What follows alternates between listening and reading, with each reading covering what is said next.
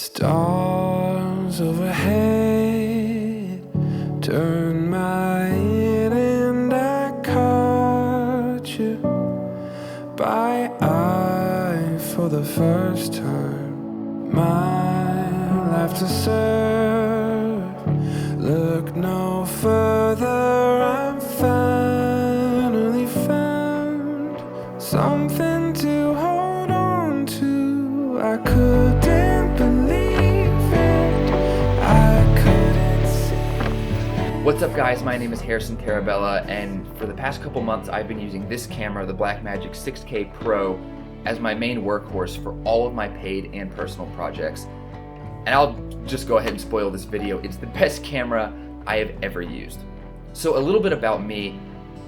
When this review goes up, I will have just turned 25. And that means I've been doing this whole thing, the whole filming thing, for 10 years. Which is kind of wild to me because that's almost half of my life. And over those 10 years, I have used so many different cameras. And let's take a look at that journey. Take me back to the days when we were kids, reaching for something just beyond our fingertips. Fill my head with every line of poetry, the way you look at me, when you look at me again. Take me back to the days when we were kids, reaching for something just beyond our fingertips. Fill my head with every line of poetry, the way you look at me, when you look at me. You're bringing heaven down to earth, a symphony in every word, yeah. You're bringing heaven down to earth, bringing me everything, bringing me everything. So the 4K has been my go-to video camera for the past few years now, and I've loved it. It's been an incredible camera. The image out of it is gorgeous, and that hasn't changed. The original 6K was announced shortly after I got my 4K, because that's how the camera world works. You buy something, and then they immediately release the new one. But the 6K and 4K, the price difference was never quite enough for me to justify moving from the 4K to the 6K, just because what you get for your money, it didn't seem worth it. But then the 6K Pro was announced, and the funniest thing happened because it checked enough of those boxes where I could justify the price difference between the 4K and the 6K Pro. So I think the 6K Pro is actually going to appeal more to people who either have never bought into the Blackmagic system before, or people who have a 4K and are going all the way to the 6K Pro. I think if you have a 6K, this might not be the camera for you, but if you have a 4K or you are completely new to the Blackmagic system, this might just be the best camera out there. My first recording ever on this. That's so exciting. Do something cool.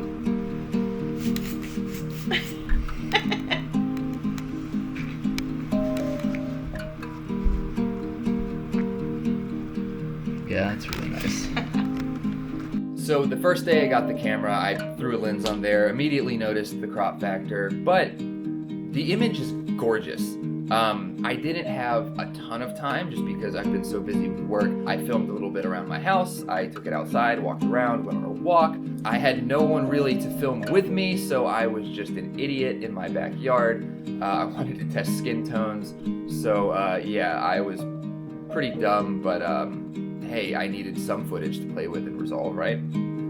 Now, as I was trying to get a feel for what this camera could do, I had the idea of, hey, let's do some good old-fashioned camera testing. So my buddy Dustin and I got together and picked out every camera we could get our hands on. So we had the Blackmagic 6K Pro, the Blackmagic 4K, we had an A7S III, we had my 1DX Mark II, and we also had a Red Gemini 5K. So we put together a good bit of tests, and here are the results.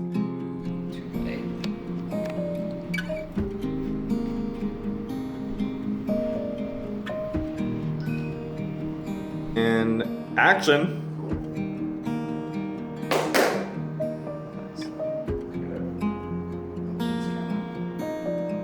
Which one is which? I don't know.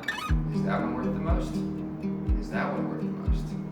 Or is this one worth The cost difference is actually crazy here. We got a what? 2,400, 3,500, and 24,000 just with the bodies. Yeah. So, I can't wait to color grade these all so orange and teal. Oh yeah. Just put that M38 on these bad boys. Oh, what a bad luck that everyone used. Ugh. How long have we been going for? 40 seconds. Yeah, we're going. So with the 1DX Mark II, it was the worst performing camera that we tested. There's no log profile, and so when you try and pull back any sort of blown highlights, you can't do anything. It's really unsalvageable. Next we have the A7S III, and it did a fantastic job in retaining highlight information. Really, when I pull all the information back, we're clipping a little bit in the white of my shirt, but it did a fantastic job overall of retaining all the highlight detail. So here are the Blackmagic 4K. This is a very, very bright image, but luckily it's raw video, so we can pull back most all of this, and you see nothing's clipping anymore, but we have some really nasty artifacting in my skin, which results in those red blotchy areas.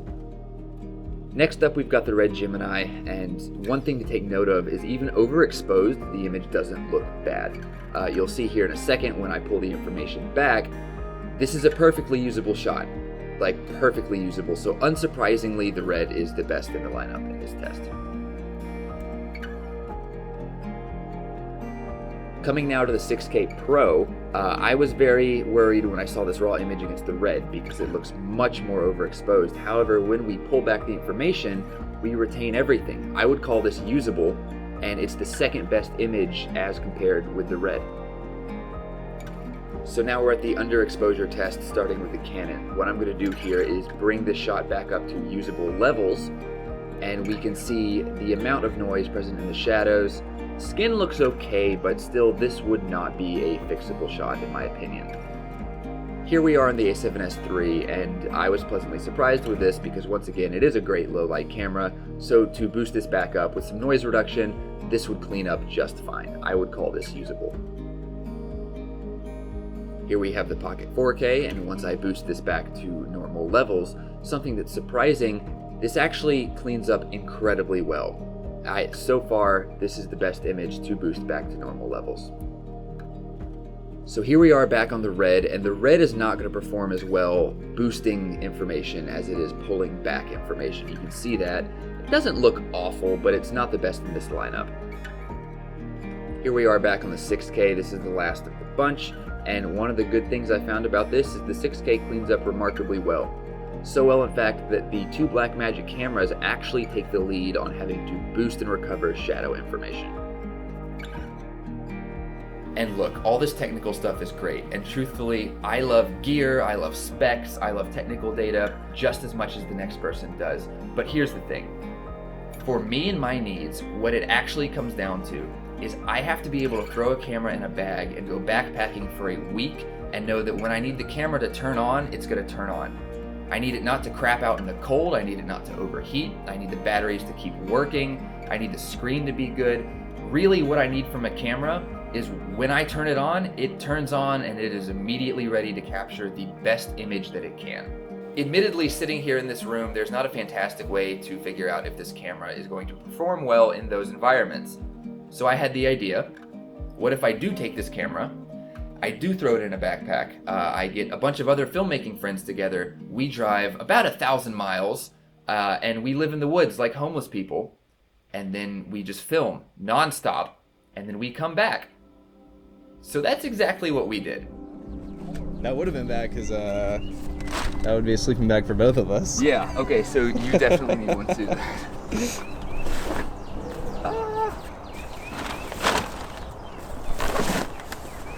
Not wearing a jacket now because I know that if I can hold out, it's like, you know, if it's raining, you're like, I'm not going to use the windshield wipers until like I really need it. Yeah. That's me with wearing a jacket right now. So you want to feel super warm when you put a jacket on later.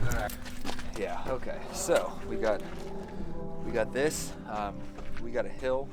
We're gonna climb the hill and hopefully not die of cold. So it's gonna be great. I feel like I'm preparing for the apocalypse. So what I'm carrying up the hill is a Ronin, the 4-size rig. My backpack that has all of my lenses in there, and then my additional backpack that has my follow focus and my monitor in there. To give. Wait, bro, are you bringing a tear deck up here? I have the tear deck with me. My God. I have the tear deck with me. I I just haven't de-rigged my camera, so it's like already. Literally, no one has brought it.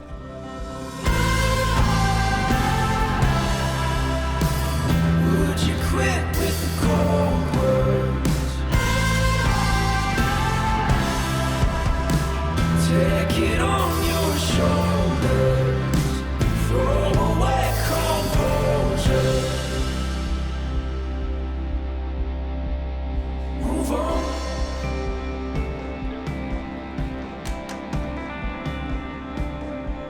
Take it slow.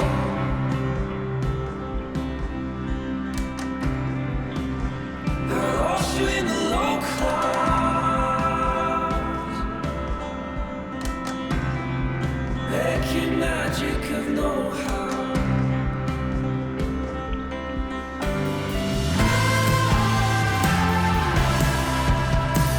Would you quit with the cold words? Take it on your shoulders. Maybe one day I'll cut that cord. Maybe I'll find what I'm searching for.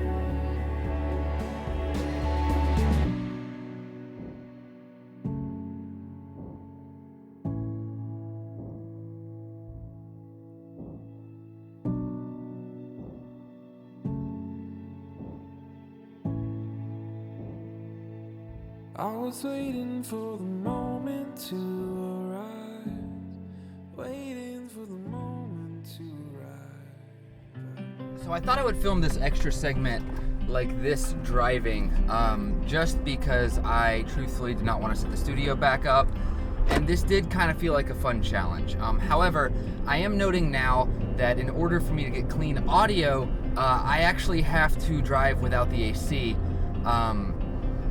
and it's pretty freaking hot. The camera performed really well on that camping trip. Like, I didn't have a single gripe or complaint with it. The internal ND, oh my gosh, like once I started using this, I will never be able to use any other way of ND and be happy about it. Like the internal ND on this camera, it makes my life so easy. I've tested all of the different levels of neutral density. So you have off, you have 2, you have 4, you have 6 stops. And as far as I can tell, the colors don't shift at all. And this is, this is great. Obviously, like, if the colors do shift, that's something you could pretty easily fix in post, just with like probably a minor gamma correction. But from what I have been able to see and test, the colors do not change at all when you stack the ND. The second thing I love about this camera is the flip out screens. Now I will say, there is a known issue with this camera, and the screen has a blue tint to it. And that can be an issue because if you are exposing your footage at daylight white balance, the image might look so incredibly blue that you have to modify your Kelvin by like 2,000 degrees, which is then a problem because the actual footage is normal. So you can end up way overcorrecting and then ruining your image. Now, the last thing that they improved upon with this camera is the battery life. So the old Blackmagic cameras used the classic Canon LPE6 battery. This one uses a bigger Sony battery. I don't know the name off the top of my head. Here's the thing, it's not actually better battery life. It's a bigger battery, it's a higher capacity battery, that's true, but this camera just draws more power. So even though you have a much bigger battery inside the camera is going to drain it faster. I strongly suggest picking up some kind of external power solution for this camera, really any of the cameras that Blackmagic makes, because the internal batteries really just don't cut it. And that is the biggest downfall of these cameras, but it's also like, come on, what are we asking for? Like, with the amount that these cameras do, I don't think there's a way to power them internally and not have them catch on fire or break the laws of thermodynamics, because like when you take into account the needs for a camera to record raw 6K video at 50 frames a second, you can't do that with an internal battery. Like, you just seriously can't. This is a camera for people who do video for a living. This is not an amateur camera. I know this camera is relatively cheap, it's $2,500, but here's the thing, the image can compare to a RED, and as I've been driving filming this segment, like seriously, I've probably shot over 150 gigs just doing this talking head. This is not an inexpensive camera. You might think it is, but once you factor in hard drive cost alone, this is a very professional system. And it's a cheaper professional system, but I just would not recommend this camera to you if you're not a working professional. I think if you are an amateur, you're a beginner, whatever, grab one of the Sonys, get one of the new Canons. The R6 looks incredible. The Sony a7S III, it's really good. And I think those are more amateur cameras. This just requires a lot more work. Even the post-production, this camera just requires more. You will get a better image. Like, don't get me wrong, this is my favorite image off of any camera I've ever used in my life, including the few times I've worked with Reds. I just like the way this footage looks better. But it's gonna require a lot more work to get there. I just couldn't recommend this camera to anyone if they're not a working professional. That being said though, if you are a working professional, this is the best camera I have ever used.